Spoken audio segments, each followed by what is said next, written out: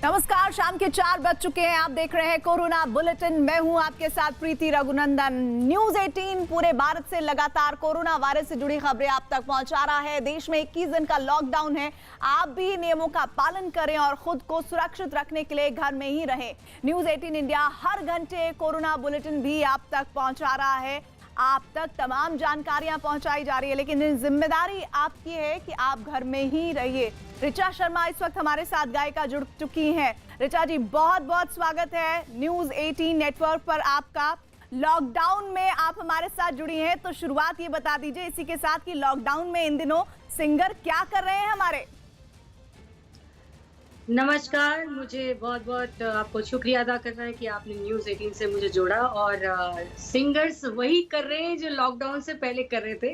बस इस लॉकडाउन में थोड़ा बोर हो रहे हैं, एज सबको आदत होती है कि ट्रैवल करते हैं, परफॉर्मेंसेस देते हैं अलग अलग शहरों में, अलग अलग सिटीज़ में, अलग अलग दुनिया के कोने कोने में जाते परफॉर्म करते हैं। वो सब बंद हो गया है और ये लॉकडाउन जो हुआ है वो हम सबकी भलाई के लिए हुआ है, इस बात को वो सब समझते हैं। और जहाँ तक मेरा सवाल है, मैं मैक्सिमम टाइम अपना रियाज में लगाती हूँ। और मैंने बिकॉज लोगों से जुड़ने का एक सही तरीका यही माध्यम है जिस माध्यम से मैं जुड़ी हूँ आपसे। तो मैंने भी अपने इंस्टाग्राम पे एक छोटा सा चैट शो शुरू कर दिया है, सुरीली चाय विद ऋचा, जिसमें हर रोज शाम को 7 बजे एक बॉलीवुड इंडस्ट्री के एक सिंगर आते हैं और मेरे साथ चैट करते हैं 1 घंटा। तो उसमें टाइम निकलता है, लोग बड़ा एंजॉय करें। तो इसको पॉजिटिव वे में हम लोग ले रहे हैं कि ताकि 4 नए केसेस रिपोर्ट हुए हैं। टोटल 117 डेथ रिपोर्ट हुई हैं, जिसमें since last 1 day 8 additional deaths have been reported. Corona को मैनेज करने के लिए गवर्नमेंट ऑफ इंडिया की तरफ से ऑलरेडी क्लस्टर कंटेनमेंट स्ट्रैटेजी और साथ ही outbreak which is amenable to management, उससे रिलेटेड स्ट्रैटेजी एक्शन प्लान हम लोगों ने स्टेट को और डिस्ट्रिक्ट के सारे डीसीज को भी ओरिएंट किया था। उसके तहत it is so happy to note कि हमें कुछ स्थानों पर उसके रिक्वायर्ड रिजल्ट्स भी आ रहे हैं, जैसे कि आगरा, गौतम बुद्ध नगर, पत्तनम टिट्टा, भीलवाड़ा, पूर्वी दिल्ली और मुंबई में उस एक्शन प्लान के तहत, और इसी तरह सभी जिलों में उस एक्शन प्लान के तहत काम हो रहा है। साथ ही मैं आप लोगों की दृष्टि में लाना चाहूँगा कि कहीं जगह पर स्मार्ट सिटी कॉन्सेप्ट के तहत जो हमारे कंट्रोल रूम चल रहे हैं उनको भी और टेक्नोलॉजी को यूज़ कर कोविड-19 का मैनेजमेंट, ये एक्सरसाइज भी हर जिले लेवल पर चल रही है।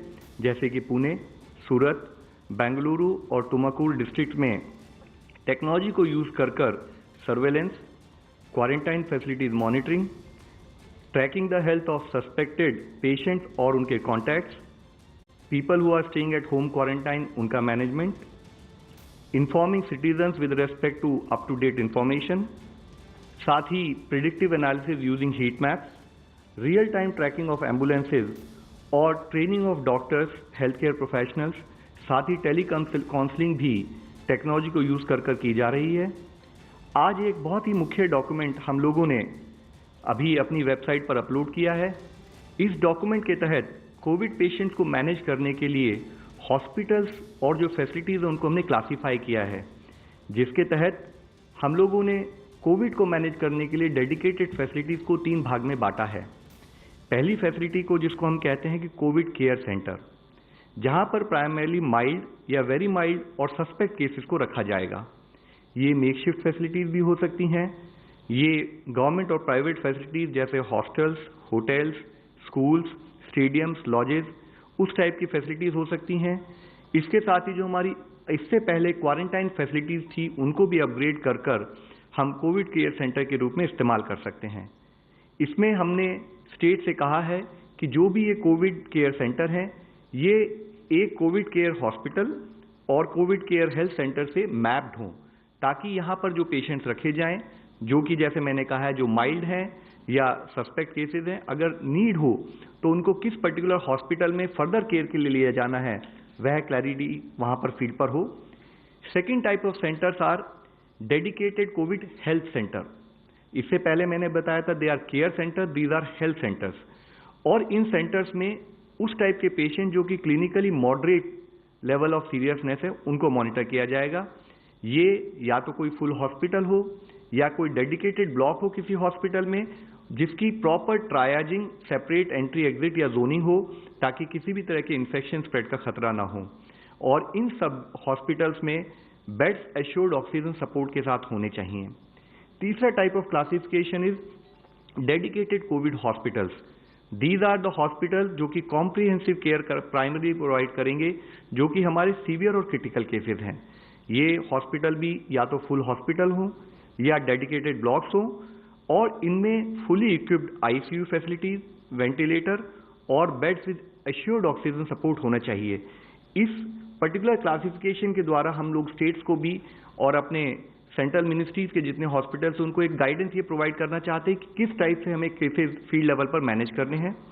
इसके साथ ही मैं आप लोगों की दृष्टि में लाना चाहूँगा कि आज होम मिनिस्ट्री ने मेडिकल ऑक्सीजन की आपूर्ति को सुचारू रूप से और हैसल फ्री रहने के लिए स्टेट्स और यूटीज को विशेष ध्यान देने के लिए भी निर्देश दिए हैं। भारतीय रेलवे ने भी 2500 कोचेज में 40,000 आइसोलेशन बेड्स तैयार कर दिए हैं। वह एक दिन में 375 कोचेज को आइसोलेशन बेड्स में बदलने का कार्य कर रहे हैं। यह कार्य अभी 133 लोकेशंस अक्रॉस द कंट्री चल रहा है। आज मिनिस्ट्री ऑफ आयुष ने भी एक जनरल गाइडलाइन इशू की है, जिसमें कि आयुर्वेद द्वारा इम्यूनिटी बूस्टिंग कैसे की जा सकती है उसके बारे में बताया गया है। साथ ही जैसे कि मैंने आपको कल भी बताया था, माननीय प्रधानमंत्री जी ने वीडियो कॉन्फ्रेंस के द्वारा काउंसिल ऑफ मिनिस्टर्स के साथ बातचीत की थी। इसमें कोविड के रिलेटेड हमारी इस लड़ाई में हम सभी को मिलकर मोटिवेटेड, डिटरमिन्ड और विजिलेंट रहने पर उन्होंने उसके महत्व पर जोर दिया था। उन्होंने कहा था कि सभी मंत्रीगण राज्य और जिला प्रशासन से संपर्क में रहते हुए district level micro action plan को तैयार कराएं। साथ ही बेनिफिशियरी को सीमलेस तरीके से गरीब कल्याण योजना का लाभ मिले, उसको फॉलोअप किया जाए। उन्होंने ये भी कहा था कि रूरल एरियाज और ग्रास रूट इंस्टीट्यूशंस में आरोग्य सेतु एप्लीकेशन को लोकप्रिय किया जाए, ताकि उसके इस्तेमाल से प्रॉपर ट्रैकिंग हम फील्ड लेवल पर कर पाएं। उन्होंने इस पर भी जोर दिया था कि मंडियों के साथ किसानों को जोड़ने के लिए जैसे ऐप बेस्ड कैब सर्विसेज हैं, उसी तरीके से ट्रक एग्रीगेटर्स का भी उपयोग करना चाहिए, उसको भी एक्सप्लोर करें। उन्होंने ये भी कहा था कि एक बिजनेस कंटिन्यूटी प्लान तैयार करें और वॉर फुटिंग पर कोविड-19 के इकोनॉमिक इम्पैक्ट से लड़ने के लिए तैयार रहें। इसके साथ ही मैं आज आप लोगों को दृष्टि में एक और स्टडी के बारे में बताना चाहूँगा। इसके बारे में जैसे हम हमेशा बात करते आए हैं कि सोशल डिस्टेंसिंग, लॉकडाउन, ये जो हमारी एक्सरसाइज है इसका क्या महत्व है, तो जिसके बारे में एक स्टडी अभी रिसेंटली आई है, जिसमें ये कहा गया है कि जिस तरह से हम केस को मेजर करते हैं तो एक इसमें कॉम्पोनेंट होता है R0। R0 का मतलब होता है कि एक बीमार आदमी कितने और लोगों को संक्रमित इन्फेक्ट कर सकता है। कोरोना वायरस के संबंध में इस एक्सरसाइज को इसको R0 को अराउंड 1.5 से 4 के बीच में ICMR की स्टडी में पाया गया है। तो इस स्टडी ने इसको एग्जामिन करके बताया कि अगर मान लीजिए हम R0 को 2.5 माने, क्योंकि अभी इसके हर तरह से स्टडी चल रही है, तो अगर हम R0 को 2.5 मान के चलें तो उस केस में एक आदमी अगर कोई भी लॉकडाउन या सोशल डिस्टेंसिंग को फॉलो ना किया जाए तो वह 30 दिन में करीब 406 लोगों को इन्फेक्ट कर सकता है। और अगर हम लॉकडाउन या सोशल एक्सपोजर को 75% कम कर दें तो वही एक इन्फेक्टेड पर्सन केवल 2.5 लोगों को ही इन्फेक्ट कर सकता है। तो मेरी आप लोगों के द्वारा ये फिर से अपील है कि हम लोगों के लिए जरूरी है कि जो एक प्रोसेस गवर्नमेंट स्थाई पे सब लोगों से रिक्वेस्ट की गई है, हम लॉकडाउन मेजर्स को, सोशल डिस्टेंसिंग मेजर्स को अपनाएं। हमें ये समझना चाहिए कि this is a very important intervention in terms of management of Covid. जैसे कि माननीय मंत्री साहब इससे पहले भी कहते आ रहे हैं कि social distancing is social vaccine in terms of management of Covid. मैं आखिर में फिर आप सबसे ये रिक्वेस्ट करूंगा कि हमारे सारे एफर्ट्स हैं कि हम सबसे रिक्वेस्ट करते हैं कि help us to help you. धन्यवाद। धन्यवाद। गृह मंत्रालय के प्रवक्ता। गृह मंत्रालय की तरफ से मैं आपको अपडेट करना चाहती हूँ कि राज्य सरकारें कोविड-19 को फैलने से रोकने के लिए प्रोएक्टिव कदम उठा रही हैं। एक ओर वे जुटी हुई हैं कि प्रतिबंधित पब्लिक मूवमेंट ना हो, दूसरी ओर वे कॉन्टैक्ट्स के मेडिकल स्क्रीनिंग को बढ़ा रही हैं। लॉकडाउन मेजर्स को इम्प्लीमेंट करने के लिए सबका सहयोग आवश्यक है। आने वाले सप्ताह में कई त्योहार हैं।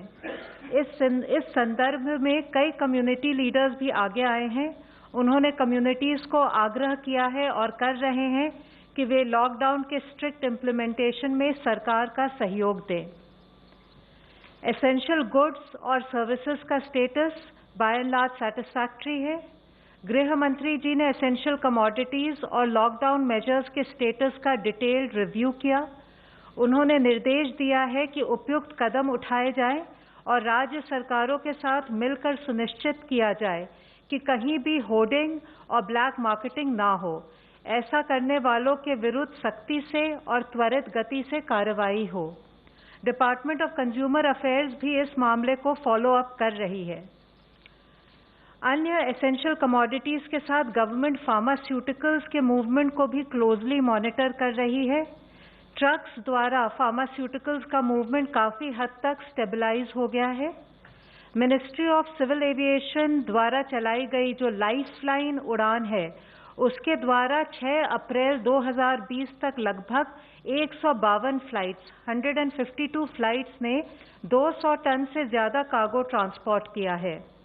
एसेंशियल कमोडिटीज़ को ट्रांसपोर्ट करने के लिए 6 अप्रैल तक रेलवेज ने 8,897 रेक्स या 4,57,296 वैगन्स को लोड किया है। आशा है इन सब कदमों से हम लॉकडाउन को इफेक्टिवली इम्प्लीमेंट कर पाएंगे और साथ में सिटीजन को कोई समस्या नहीं आने देंगे। धन्यवाद। ICMR की तरफ से